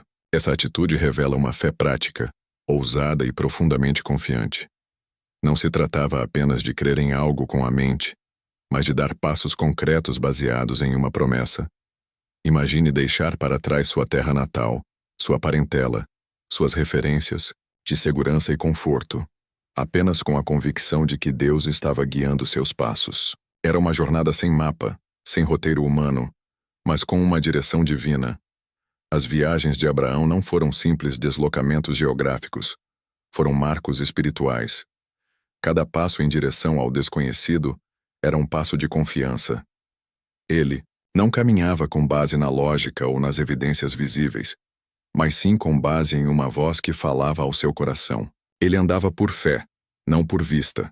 2 Coríntios 5:7. A jornada começou em Ur dos Caldeus, passou por Harã e seguiu rumo a Canaã. Ao longo do caminho, Abraão enfrentou fome, conflitos, mudanças de rota e até erros. No entanto, sua confiança em Deus permaneceu como a bússola principal de sua vida.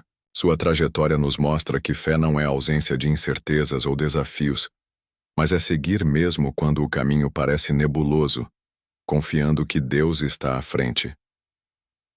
A história de Abraão inspira todos os que hoje se sentem chamados a dar passos no escuro, a sair da zona de conforto, a seguir a direção de Deus mesmo quando o destino ainda não está claro. Suas viagens foram literalmente guiadas pela fé, e esse é um convite para que também nós aprendamos a caminhar pela fé, confiando em Deus mais do que nas circunstâncias. Curiosidade 9. Rotas seguras e estratégicas. Jornada de Abraão não foi feita ao acaso. Ao deixar Ur dos Caldeus rumo à Terra Prometida, ele seguiu uma rota conhecida e estratégica, o caminho do Crescente Fértil. Essa região, que se estende do sul da Mesopotâmia, passando por Harã, no atual norte da Síria, até Canaã e o Egito, era como uma grande meia-lua de terras férteis, em meio a vastos desertos áridos. O Crescente Fértil era mais do que um trajeto conveniente. Ele era essencial para a sobrevivência. As rotas que Abraão percorreu seguiam os cursos dos rios Tigre e Eufrates no leste, e mais adiante, as áreas irrigadas por fontes e rios menores no norte da Síria e ao longo do Rio Jordão. Viajar por essas rotas significava acesso à água, alimentos, pasto para os rebanhos e abrigo, elementos indispensáveis para uma caravana nômade, como a de Abraão, que incluía sua família, servos, gado e bens. Além disso, essas rotas conectavam as principais civilizações da época, a Mesopotâmia, o Egito e Canaã. Por elas passavam mercadores, caravanas e influências culturais, tornando o caminho de Abraão também um percurso de interação com diversos povos. Isso explica por que ele pôde comprar terras, negociar, formar alianças e até participar de batalhas com reis locais. Abraão não cruzou o deserto direto entre Ur e Canaã, uma travessia extremamente perigosa. Em vez disso, escolheu o caminho, mais longo porém viável, seguro e cheio de oportunidades. Isso mostra não apenas fé, mas também sabedoria e estratégia. Ele soube alinhar sua obediência a Deus com as condições práticas da viagem, algo que reforça a imagem de um líder prudente e sensato. Essa curiosidade nos revela que, mesmo sendo guiado por Deus, Abraão também usou os caminhos disponíveis com inteligência. Fé e razão caminharam juntas. Assim, sua jornada se torna um exemplo de como é possível seguir a direção divina de forma segura, estratégica e consciente.